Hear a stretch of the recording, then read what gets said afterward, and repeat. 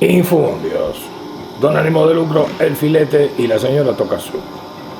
Hoy repasando letras, letras que hablan de caminos, caminos que hablan de pasos, pasos que hablan de voluntades, voluntades que hablan de intenciones y así de para atrás todo lo que se quiera, hasta el primer aliento que dicen que fue aquel donde comenzó el verbo. ¿Qué tenemos para hablar al respecto, don Ánimo? Ese libro, a esta señora siempre se le ha acusado de ser una persona muy culta, muy estudiosa. Y realmente cada que uno se lee, pues poco he leído de ella, pero siempre que las pocas veces que he leído algo de ella me he encontrado con que investiga esa señora. Entonces, hay un libro sobre los errantes que es para cualquier viajero, para cualquier caminante de esos infatigables que encuentra uno a cada rato, gente que es feliz viajando.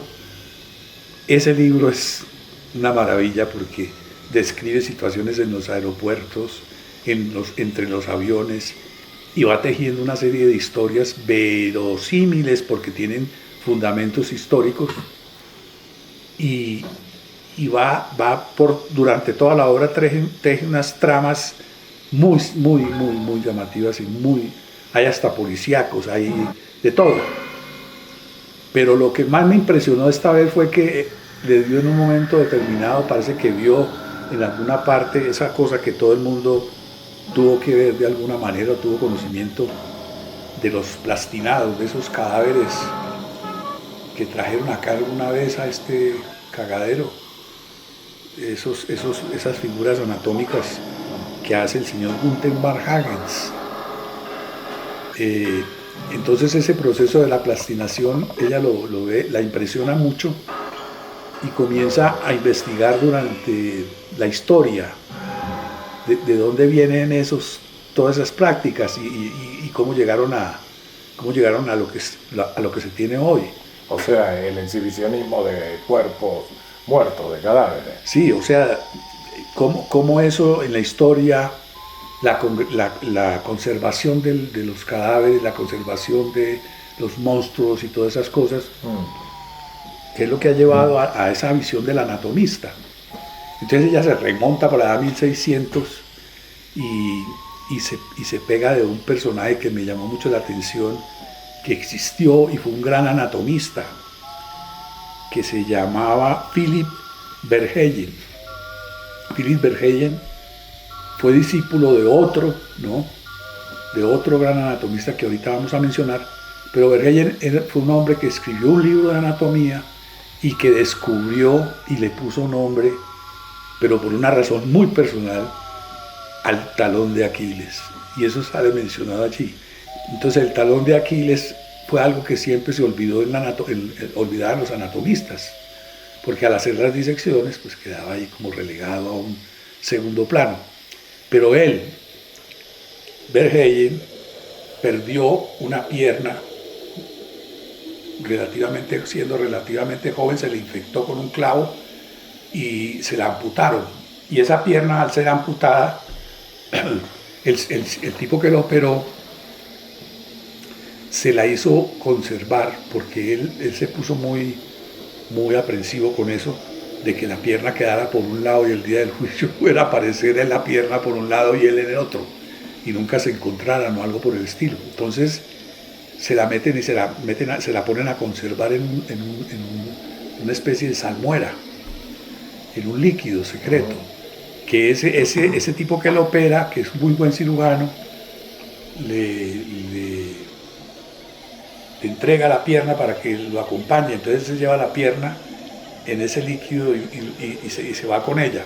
Pero a partir de unos días, unos meses después de la cirugía, comienza el hombre a percibir los dolores fantasmas de esa pierna. Entonces le rascaba el dedo gordo, el talón, le dolía, sentía que los dedos estaban metidos los dedos que ya no existían estaban metidos en agua hirviente, etc.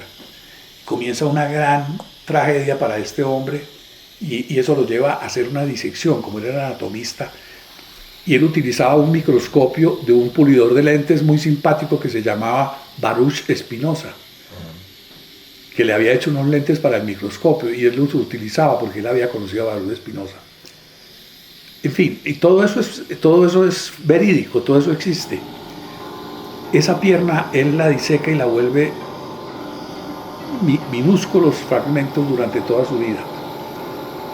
La pierna se pierde porque la botan. Cuando él muere, botan la pierna que está hecha a pedacitos en la mesa de trabajo y lo entierran sin la pierna. Eso es muy irónico. Pero bueno, este von Hayek fue discípulo de otro anatomista muy importante que parece que le hizo el líquido al cirujano que lo operó, que se llamaba el señor el profesor Friedrich Ruisch, un anatomista que aparece en ese famoso cuadro de Brecht que se llama La lección de anatomía. Es el que anda con el escalpelo ahí, y entonces uno va y busca en Google y ve al hombre con sus 32 años posando allí para hacer, y entonces ella comienza a describir el cadáver, que es un hombre que se ve todavía como vivo, con la pierna doblada como protegiendo sus genitales, etc. Es muy simpática la descripción que hace de la lección de anatomía. Pero entonces él va a unas conferencias de ese tipo porque es fenomenal el tipo. Y de ese tipo habla mucho porque es el que realmente crea una solución secreta para conservar todos esos monstruos y para conservar esas partes anatómicas. Está la fama de ese señor que Pedro I de Rusia va y le compra todo eso a la muerte, a la hija de él, que trabajó en la mitad de esas cosas, hizo la mitad de esos rasgos, se los llevan en un barco y la mitad, porque se pierden, llegan a Rusia, y ese Pedro I los guarda los tiene en un museo, todos esos monstruos y todas esas piezas. En fin. Eran como objetos de culto eso. Sí. Yo recuerdo en la infancia, en los colegios, solía ver en un gran frasco que parecía uno de esos para cubrir quesos, pero un frasco de formol, un niñito cíclope o ese tipo de Todo ese tipo de cosas así. Era como de culto. La hija de Ruisch, ¿no?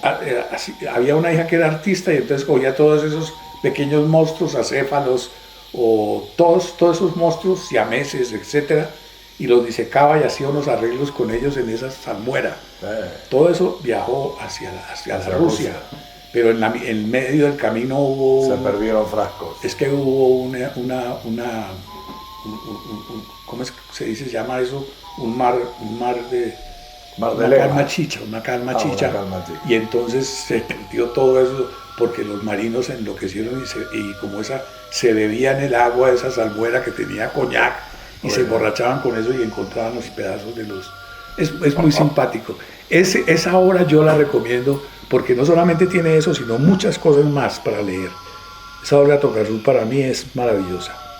Hasta aquí Infondio, en medio de recuerdos como el brazo aquel de don Álvaro Obregón, que tiene un monumento en la Ciudad de México, etcétera, etcétera, con don ánimo de lucro y el filete.